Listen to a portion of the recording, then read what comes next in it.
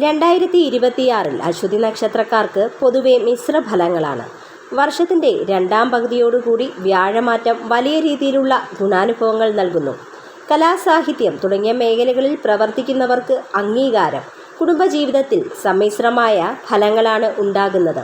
കഠിനാധ്വാനത്തിലൂടെ മാത്രമേ വിജയത്തിലേക്ക് എത്താൻ ഇവർക്ക് സാധിക്കുകയുള്ളൂ. അതുപോലെ തന്നെ വർഷത്തിൻ്റെ ആദ്യ പകുതിയിൽ ജോലി, വിദ്യാഭ്യാസം തുടങ്ങിയ മേഖലകളിലൊക്കെ ചില മാറ്റങ്ങൾ ഉണ്ടായേക്കാം. ദൂരസ്ഥലങ്ങളിലേക്ക് സ്ഥലമാറ്റത്തിനിടവരും. മത്സര പരീക്ഷകളിൽ പങ്കെടുക്കുന്ന വിദ്യാർത്ഥികൾക്ക് അനുകൂലമായ സമയമാണ്. ഇവർക്കുണ്ടായിരുന്ന തടസ്സങ്ങളൊക്കെ മാറി ഉന്നത വിജയം കൈവരിക്കുന്നു. പുതിയ വീട് വാങ്ങാനും അതേപോലെ ഗൃഹനിർമ്മാണത്തിനും അനുകൂലമായ സമയമാണ് അശ്വതി നക്ഷത്രക്കാർക്ക്. ജൂലൈ മുതൽ ഒക്ടോബർ വരെയുള്ള മാസങ്ങളിൽ അനാവശ്യമായ ചിലവുകൾ ഒഴിവാക്കണം.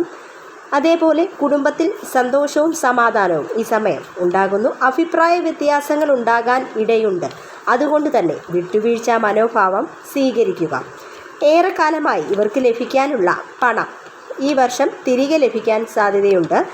കടങ്ങളൊക്കെ കൊടുത്തതൊക്കെ തിരികെ ലഭിക്കാൻ സാധ്യതയുണ്ട്.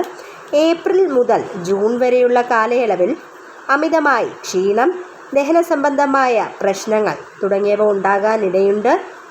ഓഗസ്റ്റ് മാസത്തിന് ശേഷം ആരോഗ്യസ്ഥിതി മെച്ചപ്പെടുകയും ശാരീരികവും മാനസികവുമായ ഉന്മേഷം കൈവരിക്കുന്നു. ജൂൺ മാസത്തോടുകൂടി വ്യാഴം കർക്കിടക രാശിയിലേക്ക് മാറുന്നു.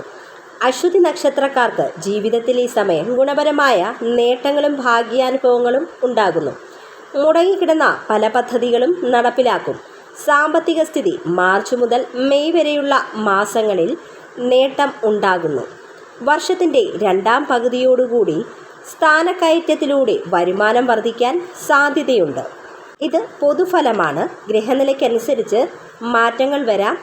അതുപോലെ തന്നെ ദോഷഫലങ്ങൾ കുറയ്ക്കാൻ ഗണപതി ഹോമമോ സുബ്രഹ്മണ്യ സ്വാമിക്ക് വഴിപാടുകളോ കഴിക്കുന്നത് ഉത്തമമാണ്.